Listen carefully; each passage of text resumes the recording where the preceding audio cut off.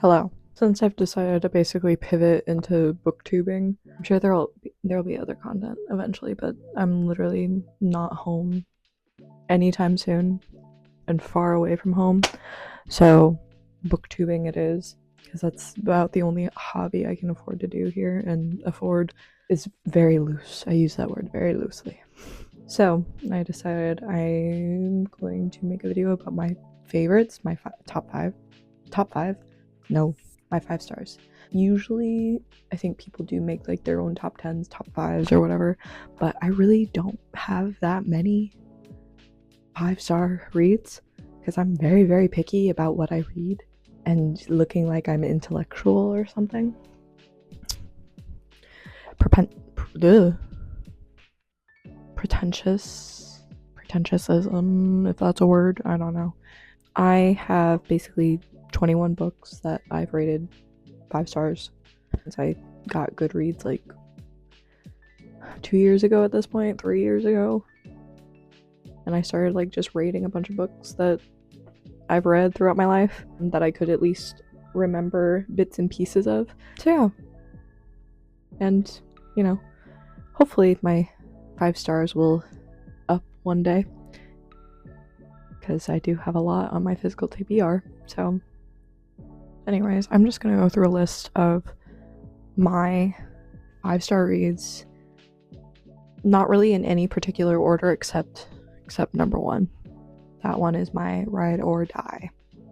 So without further ado, I'm gonna start. And so I also don't have a lot of these books on me currently. I have a couple with me. That's about it. So it's just gonna have to be pictures for everyone. Okay, so get comfortable. Again, no particular order. Number 21. This is a recent entry too, one that I just read in 2025, at the very end of 2025. The Great Gatsby. I just really enjoyed it. I mean, I feel like it's a 5-star read for a lot of people. I love classics, and it was a quick, short, very, very engaging read. The idea of like waiting for someone your entire life, blah blah blah, because they're the one for you. I don't know. It gets my cold dead heart beating every once in a while. I really enjoyed that. It's also a very just iconic piece of literature. Although technically, apparently, it was written by his wife. So like, fuck him. Give her the credit. She's an incredible writer, not him. She's an incredible writer. That's one of my most recent 5-star reads. It was very good. My next one at number 20, again, in no particular order, just giving you the numbers, is The Metamorphosis by Franz Kafka. I really, really enjoyed it. I read it in high school, like as assigned reading. Another very short book. It's technically, I think, a short story. Just a very interesting concept of a man turning into a bug and then being like, I gotta go to work, because capitalism does that to all of us. You gotta get, money is the most important object in the world. So we're gonna keep doing this until the day we die. I really enjoyed the commentary. I want to read more of Kafka. I haven't. I think that's the only one I've read of Kafka. Yes, it's the only one, but I do have, I think, two of his other books. I think actually one is on my TBR for 2026, and that's Letters to Milena. I almost said Manila, and that's an envelope. Milena, I think is how you pronounce it. I'm so sorry. I would really like to get to that one this year, so hopefully that'll be another 5-star read. My next one is The Stranger by Albert Camus. Now, I feel like this has been getting like a lot of buzz in the last couple of years, and I am on that hype train. I really enjoyed this one. I literally sat down, I think it was in 2023, sat down outside in the summer on my porch and just read it, the entirety. It was incredible. just this man who's so indifferent to everything. And spoiler, although it's literally like the synopsis, it kills a man just just cuz, and then just kind of spirals in jail for a little while he's waiting for his court hearing and doing the procedures and all this shit. And yeah, it was really good. I really enjoyed it. I love morally gray characters too, although morally gray is kind of loose on this one because he literally killed a man who shouldn't have been killed. It was a great read. I really recommend that one. So that was a 5-star for sure. And number 18 has kind of always been a 5-star for me, and it's kind of the reason I ever got into reading, and that is Percy Jackson the Lightning Thief. It was my favorite series of like all time. I am still in the middle of rereading it, literally on I think the last Olympian. It's incredible. It really is. I don't care that it's middle grade. I don't care that it's might be clunky or weird and kiddish writing. It's great. It got me into my love of Greek mythology, my love for history, my love for reading yet again. I really enjoyed Percy Jackson. I never finished like the entire series of like the ones after the Lightning Thief, and or not the Lightning Thief, the ones after the Percy Jackson and the Olympians is what it is. The Percy Jackson and the Olympian series, so I never like finished the Lost Heroes, Heroes of Olympus, and like his other works I never really finished because I didn't know they existed because I really liked Percy Jackson, the original series. And then too, there are new books, so I've also been rereading the original series because I wanted to get to the new books, but I don't know, it just takes time to reread shit. I've always enjoyed Percy Jackson. Again, kind of shaped me into the person I am today. So, yeah. Now the next one is, honestly, I've reread it so many times. I'm Glad My Mom Died by Jeanette McCurdy. When that title came out, holy shit, that was incredible. She really did that, and props to her. I loved Jeanette McCurdy growing up. I was an iCarly stan. Loved that show. Fuck Hannah Montana, Victorious, Drake and Josh, get that shit out of there. iCarly was the one for me, and it did break my heart hearing that she just hated the show, which, like, you know, it's her experience. I can still enjoy the show outside of this too, but it does put a damper on some scenes. Like, I rewatched it after first initially reading I'm Glad My Mom Died, and there are some scenes that are yikes. And that was even after like the whole Dan Schneider shit happened. I knew about, some of his weird things, but then she added on to it and I was like yikes. It was incredible. I really wish all celebrities would kind of write their memoirs in this way. I loved the jokes, the humor. I loved the writing style too, how everything was like in the present tense of this is still influencing what she does today. This is still a very real thing that happened to her, and it still affects her to this day. I really enjoyed it. I'm very excited to get to her debut novel. I got a signed copy.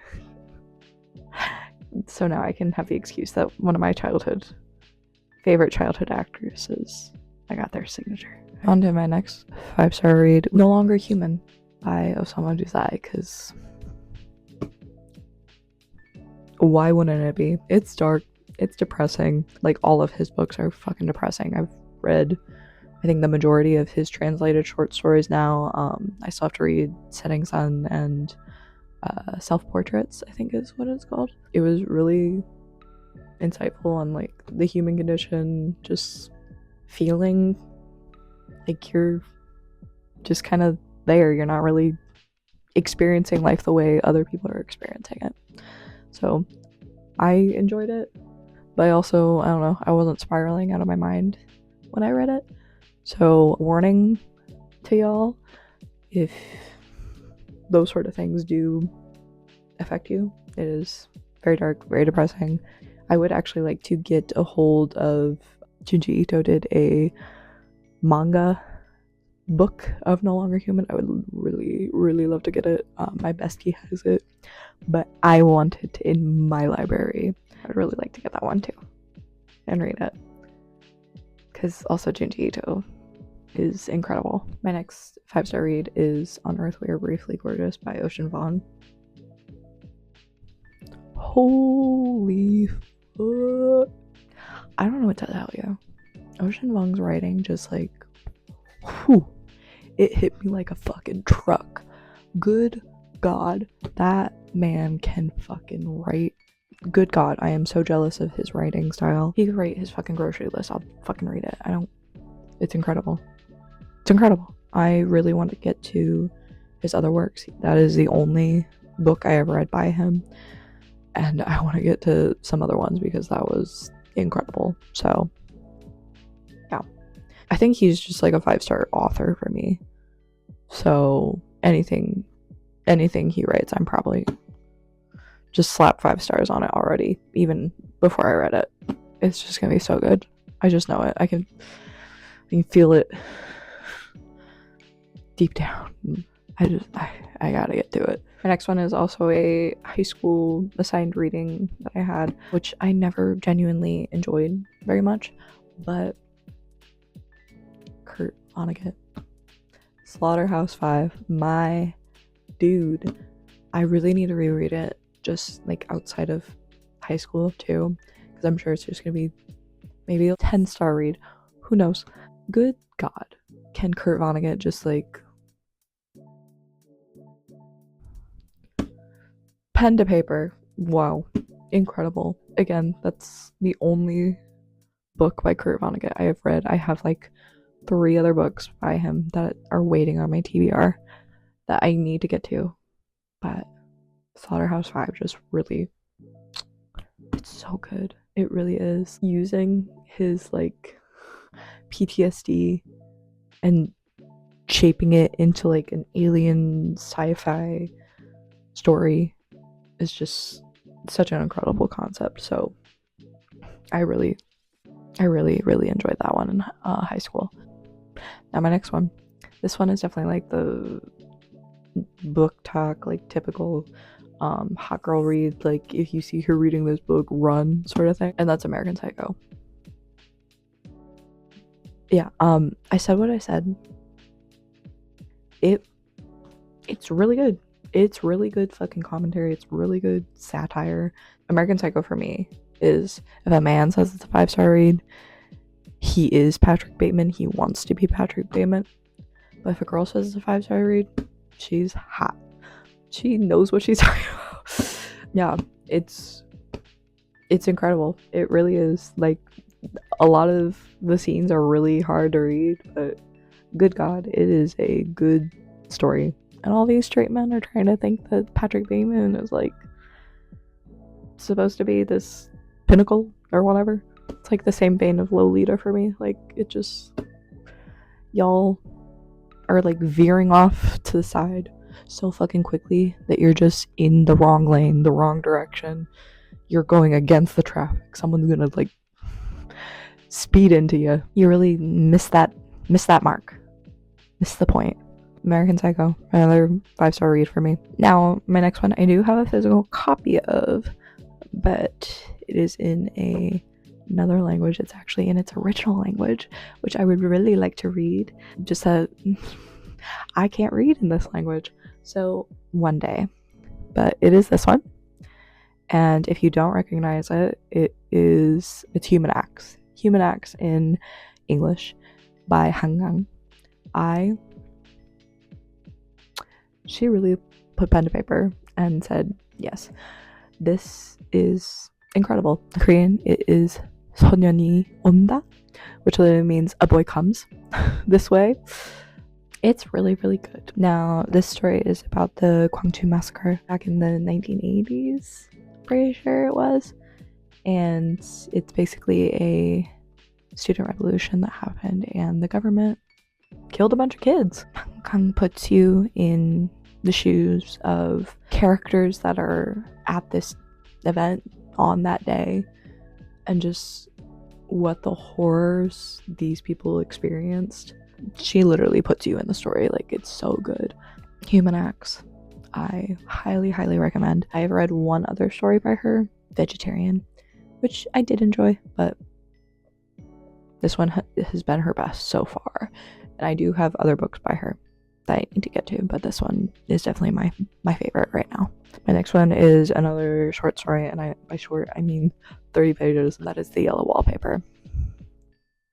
Feminist reading. I just really liked the concept of a woman needing to write so badly that when she's has it taken away from her, she just like morphs into this monster creature. She becomes insane. She starts seeing things in her yellow wallpaper. That's the entire thing.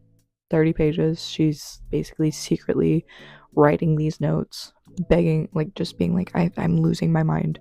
I can't. They tell me I'm sick, so I can't write anymore, but I need it. And it's really good. It's really, really good.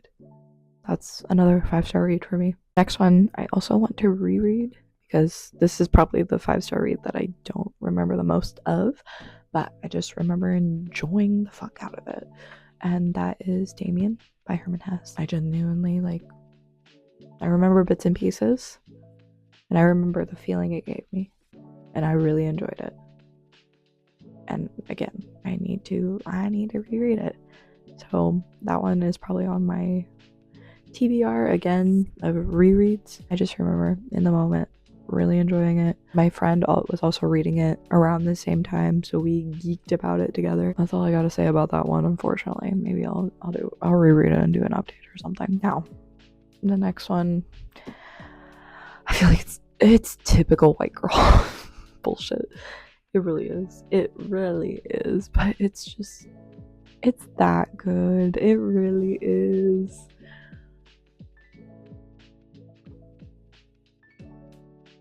Yeah, Song of Achilles by Madeline Miller. Her writing, the amount of lines in here too that I underlined, highlighted, it's just so good. It really is, because so many historians are like, no, they were friends, they were cousins.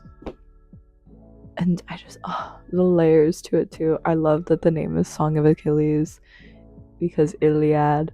And this is something that I had to bring with me, because on the chance that I want to read this or reread it, because I definitely always am thinking about this book. She's the it girl, and she knows it. So yeah, Song of Achilles, 5-star read. Typical white girl bullshit, but my next one, Small Gods by Terry Pratchett. This was my intro to Discworld. It took me 2 or 3 days to read it. Laughed from cover to cover. It was just so funny. I'm so glad I read that as my entry to Discworld. Just the concept of having so many gods, and as the gods start to fall off, get less worshippers, they become these small gods, and you follow a god that becomes a turtle. He only has one believer, and it's the dumbest person you could ever meet. Their banter, him calling him a dimwit every 5 seconds, it's so good. I'm so glad I got into Terry Pratchett. And that was another book that for a long time I wasn't reading, and then I saw someone talking about it, about Discworld, and specifically said something about small gods, and I read it, and here I am, still reading a lot. So I'm pretty happy about that one. I think the next one is another typical white girl shit. 5-star read, it girl, she's crazy aesthetic sort of thing. And that's The Secret History by Donna Tartt. Again, I love the intellectualism at university murder mystery. It's great. It's wonderful. And Down and Tart really did that. I love the Greek mythology interwoven into it too. Like, of course, they're studying ancient Greek, and like that's the reason they start like doing the bacchanals and all that fun stuff. It was such a fun time, and that's another one I would love to reread again at some point and actually like annotate and get nitty gritty into it and not just read it because I wanted to knock it off of my TBR or whatever. And I have both of her other books, still haven't read them. I don't think they're gonna hit as much as Secret History hit. And girl, you need to write more, like seriously. I think we're all begging.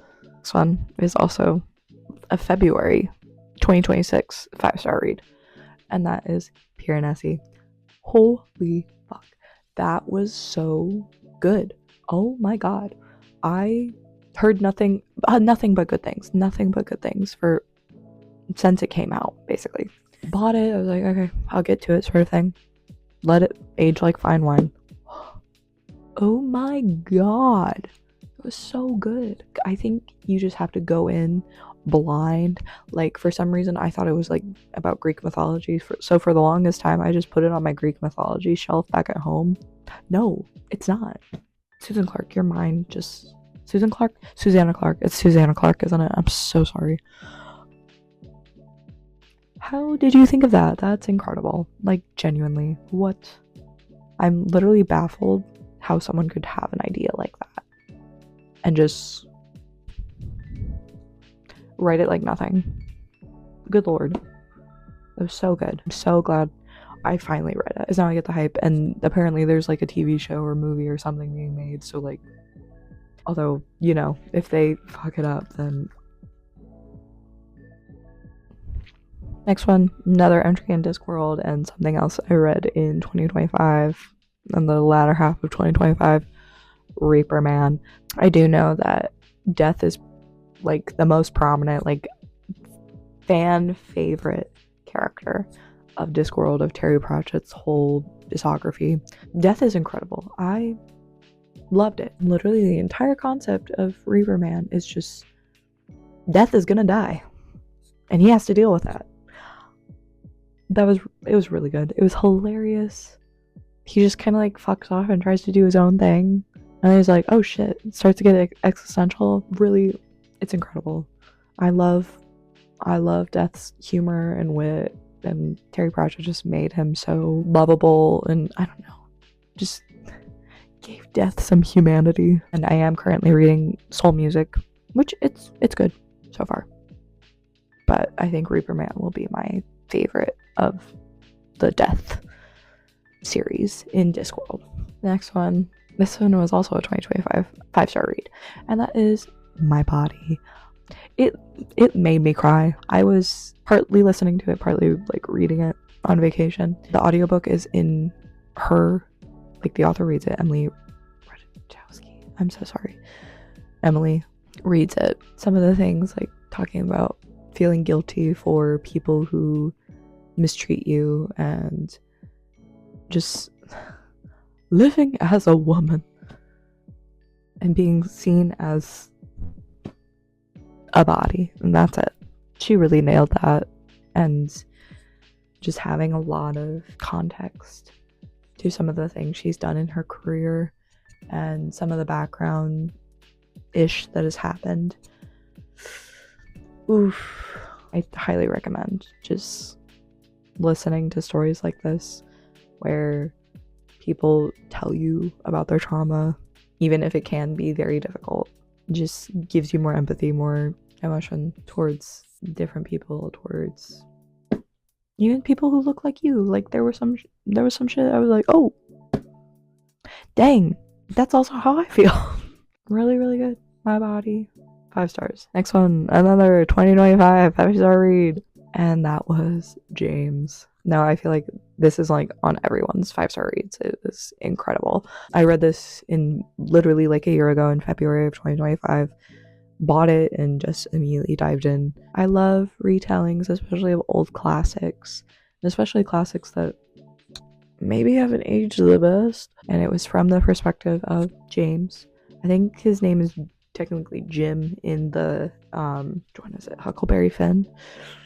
I haven't read Huckleberry Finn or any of Mark Twain, so, and it just gave him agency, showed a horrible thing about America that has always lived with America ever since she was created,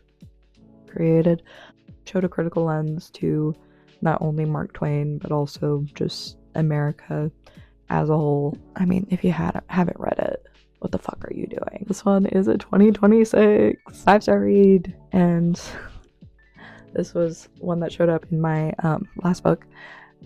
She doesn't really have a cover, but it's Phantom. Now, this is the childhood and adolescence to basically like a very short version of the Phantom of the Opera. This is the Phantom story from when he was birthed to the end of his life. It was just really good. Phantom of the Opera is my favorite musical, and she might be showing up again very, very soon. From beginning to end, how he was treated, like I literally, I tabbed certain things, was like, blue was, oh my gosh, I'm crying, why are they so mean to him? And pink was like, oh my god, they're giving him love. Finally, he deserves it, or he just needs it. Not even deserves it, he just like genuinely needs it. I've always been Phantom of the Opera stan since I was like 8. It just gave another side to a character I really, really enjoy. Last one, and this is genuinely my number 1 favorite read of all. Like, I have read this book maybe 7-8 times in my entire life. I'm probably gonna read it again while I'm here. It's the Phantom of the Opera. It's the Phantom of the Opera. And controversial take, maybe, Phantom of the Opera does not get the praise and love it deserves. Now, I know it's got like a whole musical. It's like one of the longest running musicals of all time, although they did close it down. And it was like super popular in the 80s. It got a lot of praise, a lot of love. But now everyone thinks it's overhyped. Whatever. I still love her. I will always have a great love for Phantom of the Opera, the musical. As a book, I don't think this gets the love it deserves. Like, everyone always talks about Frankenstein, Dracula. What about this monster? What about this monster? All over BookTube, I've seen one person be hyped for Phantom 2, along with Frankenstein and along with Dracula. Where is Phantom of the Opera's love? Okay, so editing my video, and just because I was curious, I decided to look it up on Goodreads, which I know she's not the end all be all, but I was wondering like how many reviews Phantom has compared to like Dracula, Frankenstein, the like big hitter universal monster shit. And tell me why Frankenstein, which I know Frankenstein is like the most popular of all 3 of those monsters, Frankenstein has almost 2 million. Like, I think it was like 1.9. Dracula had like 1.4, 1.5. Phantom of the Opera has like not even 300,000. That's heresy right there. That's criminal. This is what I mean. Phantom of the Opera is severely underrated in the classics scene. If you love classics, if you love reading, Phantom of the Opera is highly underrated. I'm sorry to continue my rant, but I am very passionate about this book. Yeah, that's it. Back to me, I guess. I feel like yet again, Eric Dessler just is not getting the love he deserves. I'm sorry for my rant. I'm always very passionate about the Phantom of the Opera. I think we should do better as a society and get Phantom of the Opera more attention. Well, I guess if you enjoy this for some reason, subscribe, like it. I don't know. I'll probably do more book videos because this might be the only thing keeping me sane. And it might keep me on my goal to maybe reading 150 books this year, so I can feel like I made a dent in my TBR. Yeah, that's really about it. I hope you enjoyed. Maybe you agree with my 5-star reads. If you don't, fight me. They're mine. That's it. Bye.